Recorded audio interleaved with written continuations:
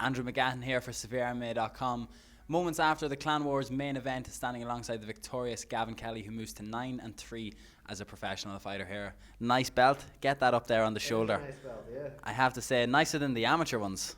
I've never won an amateur one here, just chaos. So, yeah, it's my second pro belt, so it's nice. Yeah. It's heavy. It's good when They're it's meant heavy. to be, yeah. No, Yeah. that's real gold. That's now, real gold. Go down to Belfast, pawn it in tomorrow. So. I'd expect nothing less. A good performance tonight. As we thought it was going to be more of a grappling affair, but a couple of good stand-up exchanges as well. What did you make of them? I wanted to stand, and like I've said in nearly all my fights, I want to stand and show off my striking, but I just seem to wrestle. Nobody knows. I haven't trained for 6 weeks for this fight. Literally had no training. Cracked a rib, wasn't allowed to wrestle, wasn't allowed to grapple, wasn't allowed to spar. Cracked a rib 6 weeks ago. Haven't been in next gen since. Have literally just been doing rehab, strength and conditioning, and maybe 2 or 3 privates a week with Jason. So that's no reflection of the type of fighter I am. I can't wait to have a full camp with the next gen boys. I should have had that fight finished in the first round with Darce, but anybody that knows me is I like my Darces. It's the best choke there is. That's his move. That's all I heard during the fight. Move, yeah. I just knew Steve was going to go for the legs. When you reach down for that leg, it leaves that wee tiny gap between the armpit and the arm where that Darce shoots right through. So I was baiting him with knee bars, thinking, you like your knee bars, go for it. Yeah. You go near it, you're getting Darced. And he went for them, and I should have maybe had 3 Darce attempts. He got out of 2. But he wasn't getting out of the third one. Well, that's what I was going to ask you more about the first one, because it seemed at one stage you were thinking of switching to a Peruvian necktie, and you were saying there on the way up that it's a sequence that you particularly like. Yeah, my sequences, now I'm giving things away. If you defend my Darce and you go halfway up, I'm going to necktie you. If you go fully to your knees, it's a one-arm guillotine, Luke Rockhold style.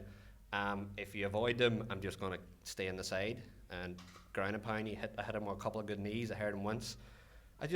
I wanted to stand, but the first ground exchange, I just felt it was always a step forward. Even when he went for the Kimura, I was letting him pull it because I knew he was pulling so hard for it. But my arm was never going to endanger, so I just knew he's going to waste energy. I'm just sitting here. Worst case scenario is the referee puts it back to his feet where I want to go anyways. Do you know what I mean? So I just let him try and pull it out and tire himself out because I knew he was going to be better conditioned. It was good. It was fun. When you're talking about not being able to see it and tired it out, surely the Darce also is reminiscent of that, because if the arm isn't the full way through, you can't see your opponent's face. You don't know where his shoulder's going to be. You think, okay, I'm going to get this, and then the tap doesn't come. You're thinking, what is going wrong with this? The Darce with no gloves is a lot more different with the Darce. Like that first Darce with no MMA gloves on and no gi, he wouldn't have survived at all. With the gloves, there's a wee bit of extra pressure to get it through. I'm the type of the Darce, I like grabbing the tricep instead of, if I have the bicep, I won't go for it because I like grabbing the triceps and you turn into it, so it makes it that wee bit tighter. I think when you load the bicep and you turn, it slips off. So if I'm going to go for the Darce, it's going to be like 100%er, if you know what I mean. I'm not going to go half arse, grab a bicep, let it slip out. We're going to forget about this.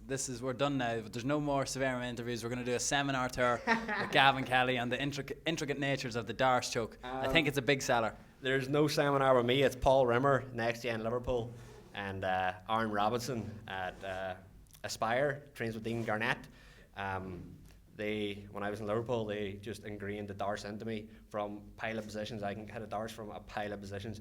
I just haven't got the opportunity to do it yet, and I'm so happy that I got it because all my students were like, when are you you're showing us these Darces and you're not finishing one? And I was like, even Lydia, I told her I was going to finish this fight with a Darce, and I did. So good prediction. It was a good prediction.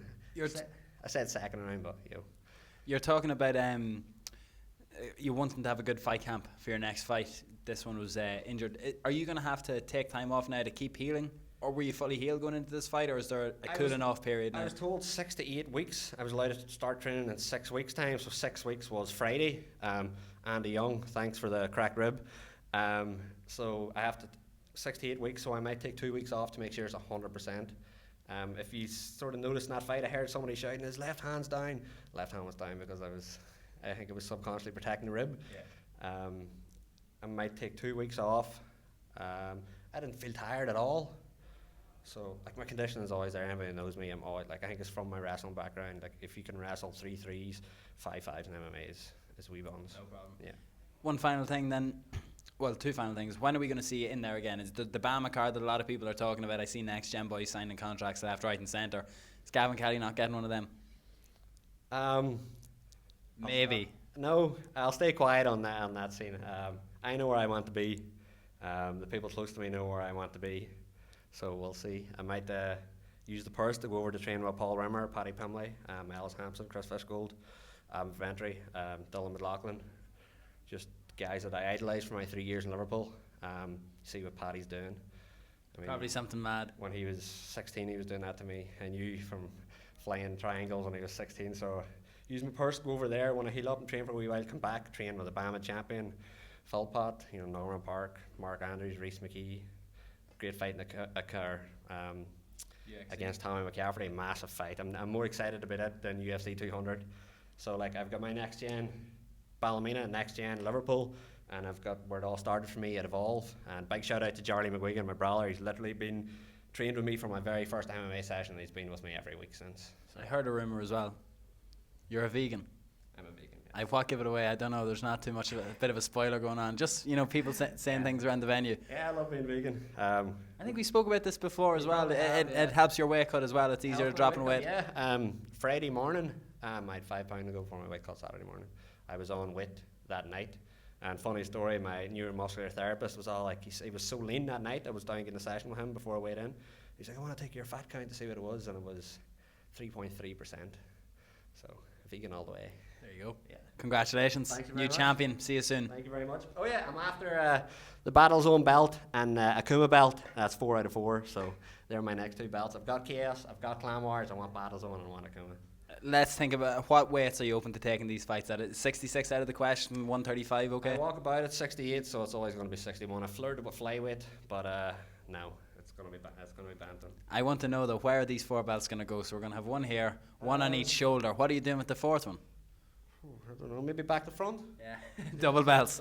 I did the Devon Dudley. Did you ever see that in the WWE years ago? Used to hang it around their necks. I started MMA. I was a big Rock fan, went to freestyle wrestling thinking I was going to bash somebody over the head with a chair, singles and doubles. I was like, nah, I don't like this, I'm going to go to MMA. Yeah. But Perfect. Perfect. Legend. Thank you very much. Thank See you very soon. much.